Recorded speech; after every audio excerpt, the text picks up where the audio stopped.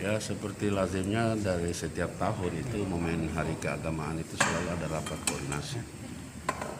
Kaitan baik itu Natalan, Idul Fitri, Idul Adha, itu selalu ada rapat seperti ini. Untuk apa? Kita evaluasi dari hari raya ke hari raya. Ada titik-titik kerawanan yang diduga sering terjadi itu, langkah kita apa? Apalagi Idul Fitri tahun ini kan berbeda dengan Idul Fitri yang sebelumnya.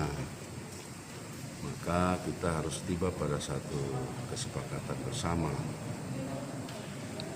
Karena berbagai edaran baik maklumat Kapolri, ada edaran Menteri Dalam Negeri, ada edaran Kementerian Agama. Tapi kan di bawah poin terakhir disuruh dikembalikan kepada kondisional di daerah masing-masing. Dan itu tadi kita sepakat bahwa sholat id tetap dilaksanakan di masjid masing-masing. Hanya saja diikuti dengan penegakan protokoler kesehatan dengan baik.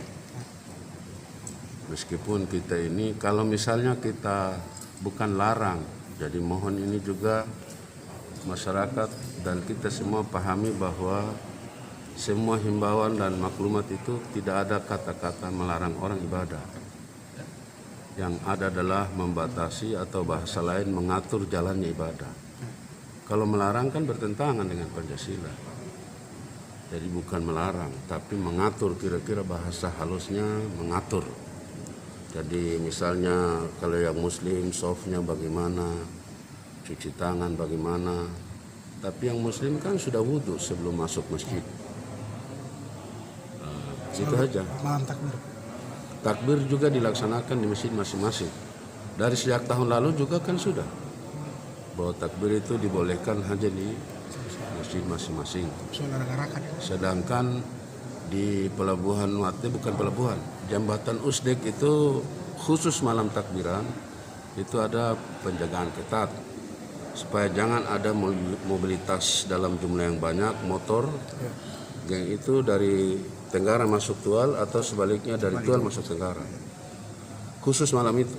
Tapi kendaraan lain, motor lain yang memang benar-benar dia masyarakat biasa dan untuk kepentingan urgen mendesak, silakan. Jadi khusus malam itu ada penjagaan ketat di sana. Paling mungkin selaku tim gugus COVID Kota Tual terkait dengan yang jadi masalah sekarang ini kan kita ada punya 100 lebih orang yang ada di Ambon. Yang peserta gagal tes masuk tentara itu. Ya. Tetapi Tual dalam kondisi dan Tenggara dalam kondisi sudah zona hijau ini kan salah satu pencegahan lewat tadi itu laut udara itu. Lagi masalah begini, kalau kita sudah izinkan yang itu maka pasti komplain dari mahasiswa yang lain. Jadi nanti kesan ada yang diistimewakan, ada yang anak terikan. Saya tahu juga anak-anak sekarang kan pintar. Karena itu saya putuskan saya tidak akan izin. Kita sudah kondisi bagus begini. Tapi Pak Wali Kota ada koordinasi dengan mereka. Perhatian apa untuk apa? Perhatiannya itu tadi. Kalau mereka sudah di Ambon ya di Ambon.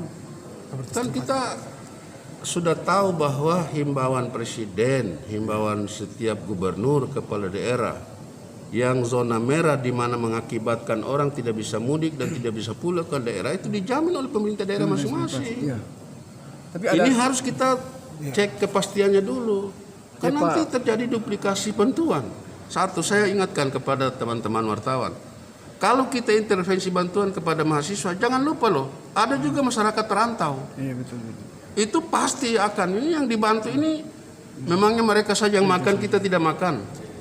Maka perlu ada yang harus mengidentifikasi baik mahasiswa maupun masyarakat perantau. Ini menyangkut bantuan. Rp1 pun keluar dari kas daerah ini harus ada pertanggungjawaban jelas siapa yang koordinir di sana. Dan nama-nama ini harus sudah siapa yang bisa mengidentifikasi mana kota, mana Tenggara, mana Aru, mana. Ini kan sulit ini. Siapa itu? Mesti harus jelas sehingga kalau Tual ini ingat bukan saja di Ambon, ada Makassar, Surabaya, Malang, Jakarta, Bandung, Manado, banyak sekali. Kalau mahasiswa kan tadi saya bilang kalau begitu nanti Pak Ketua kita siapkan waktu lain lagi untuk kita bicara dua lembaga ini. Kalau kita kasih bantuan ke mahasiswa kita konfirmasi di pemerintah daerah masing-masing dulu. Apakah nanti pemerintah daerah setempat yang mengkoordinir bantuan itu Dan dia bisa mengidentifikasi ini mahasiswa ini masuk Tenggara atau Tual atau apa, MBD dan Aru dan sebagainya. Itu penting. Tapi Pak Wali Karena Kota, saya dapat ini namanya ini sulit, saya mau tahu ini dia mahasiswa mana ini. masuk ini. Kan begitu. Ada koordinasi Pak Wali Kota dengan Pak Gubernur atau Wali Kota Ambon terkait dengan mereka yang hadir di sana? Kan kemarin via telepon saja salah satu oknum anggota DPR provinsi sampaikan bahwa provinsi sudah oke untuk kapal dan orangnya sudah siap untuk menaati semua protokoler kesehatannya. Mereka sebelum naik kapal. Tapi ingat tadi itu yang saya bilang, kalau gitu kasih ruang kepada mereka, pasti dari Jakarta akan teriak. Betul. Jadi kita ini harus Hati-hati. adil di dalam mengambil keputusan. Itu semua orang boleh bicara, tetapi masuk hal teknis begini ini berat. Pasti yang mahasiswa Surabaya teriak dia punya, Jakarta teriak dia punya. Beda apa mereka di Ambon dan kami ada di Jakarta. Begitu.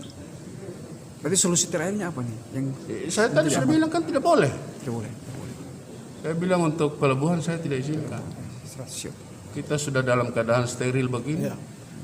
Ambon sudah merah. Begitu.